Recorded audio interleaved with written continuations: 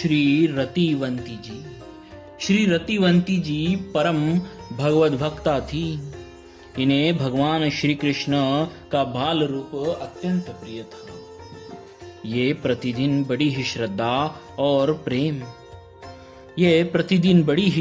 और प्रेम से श्री यशोदानंदन जी की पूजा करती और हर समय उनके भोग की सामग्री जुटाने में ही लगी रहती।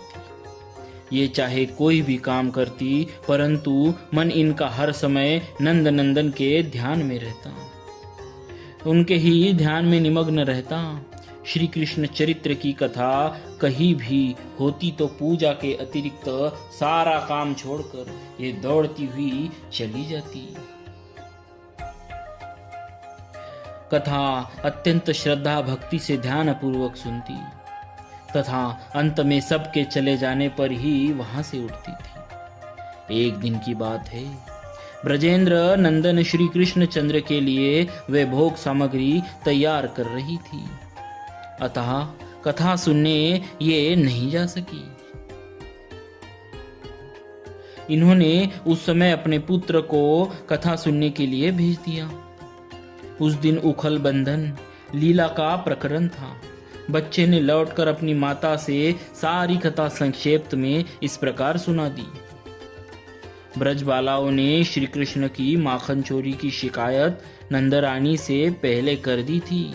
एक दिन यशोदा ने स्वयं अपनी आंखों से कन्हैया को माखन चुराते और उसे ग्वाल बालों तथा बंदरों में वितरण करते देख लिया। इस पर मैया श्री कृष्ण जी की मैया क्रोधित हो गई और उसने सुकुमार कन्हैया को पकड़कर उखल से बांध दिया। इस तरह से उन्होंने अपनी माता से कथा सुनाई। श्री कृष्ण चंद्र के उखल में बांधने की बात सुनते ही श्री रतिवंती जी अधीर हो गई। वे दुख से घबरा उठी और उन्होंने तुरंत अपने प्राण छोड़ दिए।